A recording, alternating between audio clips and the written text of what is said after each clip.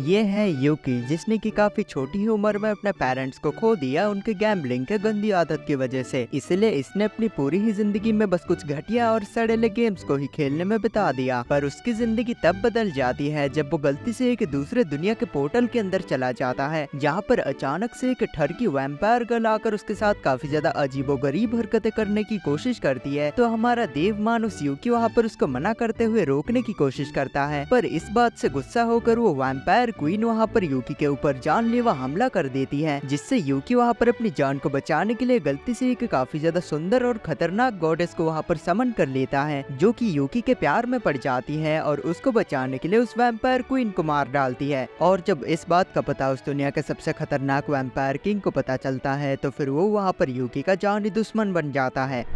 पर इन सब चीजों की शुरुआत वहाँ से होती है जब यूकी ने अपने किराए के घर के पैसे ना देने की वजह से उसके किराए के घर के मालिक ने उसको उसके घर से बाहर निकाल दिया था। तो यूकी वहाँ से अपना सारा बोरिया बिस्तरा बांध के कहीं और जा रहा था ताकि वो जाकर कहीं और शांति से रह सके। पर गाना सुनते हुए वो जाते जाते ये ध्यान नहीं देता कि उसके सामने एक अजीब सा पोर्टल ओपन हो चुका है। एंड जब तक वो ध्यान देता है तो वो उस पोर्टल के आर पार जा चुका था और दूसरी तरफ वो वहाँ पर ऑलमोस्ट एक ड्रैगन की गाड़ी से ठुकते ठुकते बचता है। बट अपने ही मजे में होने की वजह से यूकी को वहाँ पर ये यकीन ही नहीं होता कि अभी अभी उसके आंखों के सामने से एक ड्रैगन गुजरा है। उसको ये लग रहा था कि वो गलती से किसी कॉस्ट्यूम पार्टी में आ चुका है जहाँ पर कि कोई इंसान ड्रैगन बन के घूम रहा है। पर तभी अचानक से यूकी की नजरें वहाँ पर आसमान की तरफ पड़ती है, जहाँ पर कि वो कुछ लकड़ियों को उड़ते हुए देखता है और यूकी वहाँ पर बस नीचे खड़ा होकर उनके झाड़ों को ही तारों को ही देखे जा रहा था।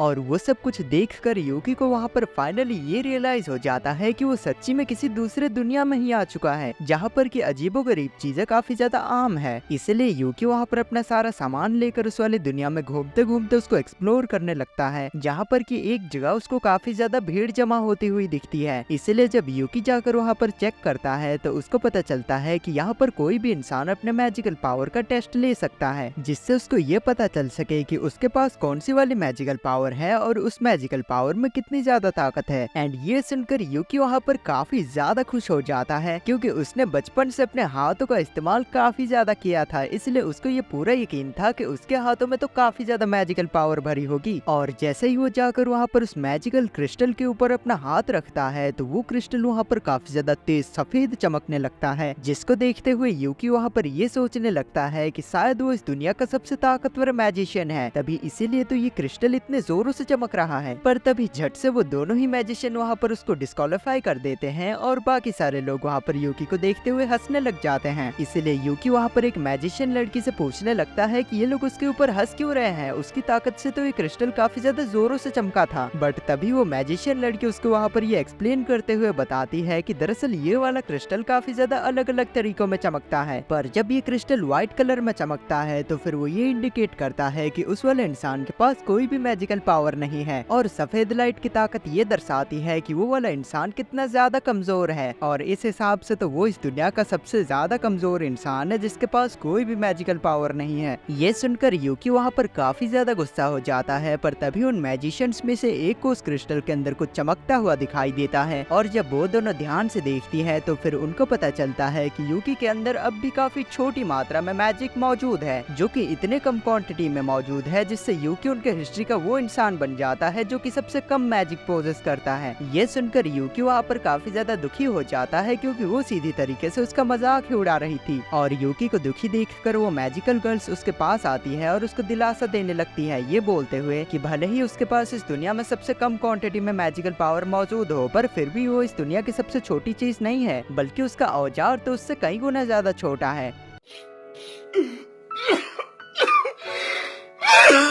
तो इसीलिए यूकी वहाँ पर अपनी और ज्यादा बेइज्जती ना करवाते हुए वहाँ से चुपचाप दुखी होकर जाने लग जाता है। बट इतनी ज्यादा भयंकर बेइज्जती करवाने के बाद वो और ज्यादा आगे नहीं चल पाता और वहीं पे नीचे गिरकर रोने लग जाता है। तब कुछ समय के बाद जब यूकी वहाँ पर एक पेड़ के नीचे बैठा बैठा ये सोच रहा था कि उसको आगे और क्या करना चाहिए, तभी उसके पास एक ओल्ड बूढ़ा सा फार्मर आता है जो कि उसके साथ चलकर उसको कुछ काम करने के लिए बोलता है, जिसके बदले वो उसको पैसे भी देगा और खाना और रहना बिल्कुल फ्री। इसलिए ये सुनकर यूकी वहाँ पर दुखी होने के बावजूद भी उस फार्मर की बात को मान लेता है, क्योंकि भले ही वो दुखी हो पर फिर भी उसको इस दुनिया में सरवाइव करने के लिए पैसे और खाने की जरूरत तो पड़ने ही वाली है। तो इसीलिए वो जाकर उस वाले बूढ़े फार्मर के साथ रहने लग जाता है और वो उसके साथ खेतों में जाकर काफी हफ्तों तक काम करता है। और साथ ही साथ वो वहाँ पर अपने मैजिकल पावर्स की प्रैक्टिस भी करे जा रहा था, जिससे वो वहाँ पर इतने ज्यादा केपेबल हो चुका था कि वो बस अपने मैजिक का इस्तेमाल करते हुए ही उस खेतों के फसलों को काफी आसानी से ग्रो कर लेता था। पर तभी एक दिन उसको जंगलों के अंदर से काफी ज्यादा अजीबोगरीब आवाजें आने लगती है और जब वो जाकर वहाँ पे देखता है तो वो देखता है कि वहाँ पर तो लड़के एक लड़की के घास काटने की कोशिश कर रहे थे। बट जैसे उनमें से एक लड़का जाकर उस लड़की के पास पहुँचता है तो वो झपट्टा मार के वो लड़की उस लड़के को पकड़ लेती है और उसके गले में अपने दांत गड़ाकर उसका सारा खून पीने लग जाती है, क्योंकि ये असल में एक वैम्पायर क्वीन थी। ये देखकर वो दूसरा लड़का वहाँ पर अपने साथी की जान बचाने की कोशिश करने लगता है और उस वैम्पायर क्वीन के ऊपर हमला करना स्टार्ट कर देता है। पर फिर भी वो क्वीन वहाँ पर उसके हमलों को काफी ज्यादा आसानी से रोक देती है और बल्कि वो वहाँ पर उल्टा उसको ही पकड़ के उसका सारा खून पीने लग जाती है। ये देखकर यूकी वहाँ से अपनी जान बचाकर वापस से उस फार्मर के घर की तरफ भागने लग जाता है। पर तब तक उस वैम्पायर क्वीन को वहाँ पर यूकी के होने का एहसास हो चुका था, इसीलिए वो अचानक से उसके सामने आ जाती है और उसको सूंघते हुए उसके साथ कुछ अजीबोगरीब प्रक्रियाएं करने के लिए बोलती है। पर यूकी वहाँ पर हमारा देव मानुस होने की वजह से वहीं पर ही उसके मुंह पे उसको मना करते हुए वहाँ से भागने लग जाता है। पर इस बात से वो वैम्पायर क्वीन वहाँ पर काफी ज्यादा गुस्सा होते हुए यूकी को पकड़ लेती है और उससे बोलती है कि उसकी शक्ल देखते हुए तो उसको ये पता चल रहा है कि उसने अपने जिंदगी में लड़कियों का नाम तक नहीं सुना होगा, पर फिर भी उसकी ये हिम्मत कि वो एक वैम्पायर क्वीन को मना करते हुए जा रहा था। ये बोलते हुए वो वहाँ पर यूकी के ऊपर जानलेवा हमला कर देती है, जिससे यूकी वहाँ पर मरने लग गया था। पर अपनी जिंदगी के आखिरी पलों में ही वो वहाँ पर ये सोचने लगता है कि उसको अपनी जिंदगी में कैसी लड़की चाहिए थी, पर फिर भी इतने साल जीते हुए ही उसको कोई भी एक वैसी लड़की नहीं मिल पाई। और ये सोचते हुए ही वहाँ पर एक काफी बड़ा सा धमाका होता है और वहाँ से एक तेज रोशनी सीधा आसमान की तरफ जाती है, जिसके जरिए वहाँ पर एक काफी ज्यादा सुंदर और ताकतवर सी गॉडेस आती है, जिसको देखते हुए यूकी सोचता है कि यही तो वो लड़की है जिसके साथ फ्यूचर में वो अपने पिल्ले बनाना चाहता है। पर तभी वो गॉडेस वहाँ पर उसका भरम तोड़ते हुए उसको ये बताती है कि वो यहाँ पर उसकी आत्मा लेने के लिए आई है, क्योंकि वो मरने जो वाला है। पर जब वो रिन नाम की गॉडेस वहाँ पर यूकी की आत्मा को ले जाने की कोशिश करती है तो फिर वो उसको ले जा नहीं पाती, इसीलिए वो सोचती है कि पहले शायद उसको इस वैम्पायर क्वीन को पेल देना चाहिए। और इससे पहले कि वो वैम्पायर क्वीन वहाँ पर अपना बचाव या फिर रिन के ऊपर हमला कर पाती, रिन काफी ज्यादा तेजी से जाकर उसके कई सारे टुकड़े कर देती है। और ये होता हुआ वहाँ पर एक दूसरी वैम्पायर गर्ल देख लेती है और अपने मन ही मन में सोचती है कि उसको जाकर इस बारे में अपने किंग को बताना ही होगा। तब दोबारा से हमें वहाँ पर यूकी का सीन दिखाया जाता है, जिसको कि वापस से होश आ चुका था और वो रिन को देखते हुए वहाँ पर ये सोचने लगता है कि यही तो वो लड़की है जिसके चांद पे वो अपना चंद्रयान उतारना चाहता है। पर तभी रिन वहाँ पर उसको ये याद दिलाते हुए उसको बताती है कि वो बस यहाँ पर इसलिए आई है ताकि वो उसकी आत्मा को वापस से नरक में ले जा सके। तो जैसे ही रिन वहाँ पर यूकी के ऊपर हमला करने की कोशिश करती है, जिस हमले से यूकी को तो वहाँ पर बिल्कुल भी चोट नहीं लगती, बल्कि उसके बजाय बिल्कुल एक वैसी ही चोट वहाँ पर रिन के हाथ पे आ चुकी थी। ये देखकर रिन को वहाँ पर कुछ भी समझ में नहीं आता कि आखिरकार ये हो क्या रहा है, वो तो एक गॉडेस है, इससे उसको कैसे चोट लग सकती है। बट तभी वहाँ पर एक अजीब सी मिस्टीरियस गर्ल आती है जो कि रिन से वहाँ पर बोलती है कि हाँ बेशक वो एक गॉडेस है, पर वो यहाँ पर यूकी की आत्मा ले जाने के लिए नहीं आई है, बल्कि यूकी ने खुद उसको यहाँ पर समन किया है, जिससे अब वो यूकी की स्लेव बन चुकी है और वो उसका मास्टर। इसी वजह से अब से उसको यूकी को प्रोटेक्ट करना होगा और उसकी हर बात माननी होगी। पर ये सुनकर रिन को उस लड़की के बातों पे बिल्कुल भी यकीन नहीं होता, इसलिए वो दोबारा से जाकर यूकी को ऊपर हमला करने की कोशिश करती है। पर इस बार का हमला इतना ज्यादा खतरनाक था कि वो खुद ही उस हमले से काफी ज्यादा चोटिल होकर जाकर दूर गिरती है। तब वो अजीब सी लड़की वहाँ पर यूकी के पास आकर उसको एक किताब देते हुए बोलती है कि इसमें उन गॉडेस के बारे में सारी चीजें लिखी हुई है, और साथ ही साथ वो उसको वहाँ पर और 2 सीड्स देते हुए उसको ये बोलती है कि इन सीड्स के अंदर और 2 अलग अलग तरीके की गॉडेस कैद है, और जब वो पूरी तरीके से तैयार हो जाएगा तब वो इन सीड्स का इस्तेमाल करते हुए और 2 गॉडेस को भी अपना स्लेव बना सकता है। देन जब वो उस दिन रात को अपने बिस्तर में पड़े पड़े उस किताब को पढ़ ही रहा था, तभी वो वहाँ पर गलती से उस किताब के एक क्रिस्टल के स्पेल को एक्टिवेट कर देता है, जिसके अंदर से वहाँ पर एक मिनिएचर फेरी बाहर आती है जो कि उसको बताती है कि वो उसकी असिस्टेंट है और अगर उसको किसी भी चीज में मदद चाहिए हो तो वो उससे मदद मांग सकता है। इसलिए पहले तो यूकी वहाँ पर उस मिनी फेरी से, जिसका नाम कोको होता है, उससे बोलकर वो उस किताब को अपने फोन के साथ मर्ज कर देता है, क्योंकि फोन के जरिए उस किताब को समझना ज्यादा आसान होगा। और उसके बाद फिर अगले दिन यूकी पहली बार अपने मैजिकल स्कूल में जाता है, क्योंकि उस ओल्ड मैन फार्मर ने यूकी को सरप्राइज देने के लिए उसका एडमिशन एडमिशन ले जाके उस जगह की मैजिकल स्कूल में करवा दिया था। पर जैसे ही वो वहाँ पर स्कूल के अंदर जाता है तो वहाँ के सारे स्टूडेंट्स देखकर यूकी को हंसने लग जाते हैं, क्योंकि सबको वहाँ पर ये पता था कि यूकी एक बेकार सा लड़का है जिसके पास कोई भी मैजिकल पावर नहीं है। इसलिए उनके क्लास का एक बुली लड़का यूकी को परेशान करने के लिए और उसका मजाक उड़ाने के लिए उसके सामने एक क्रिस्टल फेंक देता है। तो इसीलिए यूकी वहाँ पर उस क्रिस्टल को उठाने लगता है ताकि वो उसको ले जाकर उस लड़के को वापस दे सके। पर यूकी को वहाँ पर यह पता नहीं होता कि ये क्रिस्टल भी दरअसल एक वैसा ही क्रिस्टल है जो कि लोगों के मैजिकल पावर्स को दिखाती है। बट जब इस बार यूकी उस वाले क्रिस्टल को हाथ लगाता है तो फिर वहाँ पर एक इतनी तेज रोशनी चमकती है जिससे कुछ पलों के लिए तो वो सारे स्टूडेंट्स वहाँ पर अंधे हो जाते हैं, और वो रोशनी इतनी ज्यादा तेज होती है कि मानो कि वहाँ पर यूकी के हाथ में एक छोटा सा ग्रीन कलर का सूरज ही बन गया हो। और ये चीज देख के वहाँ पर यूकी के अंदर इतना भयंकर लेवल का कॉन्फिडेंस आ जाता है कि वो अपने आंखों से स्कैन करते हुए इस क्लास की सबसे क्यूटेस्ट लड़की को ढूंढता है और जाकर उसका हाथ पकड़कर उसके ऊपर चरसी भगेड़ियों के ट्रक के पीछे लिखी हुई पिकअप लाइन्स को मारते हुए उसको अपने साथ पेड़ के नीचे चलने के लिए पूछता है, क्योंकि तभी तो वो उसके झाड़ियों के अंदर जा पाएगा।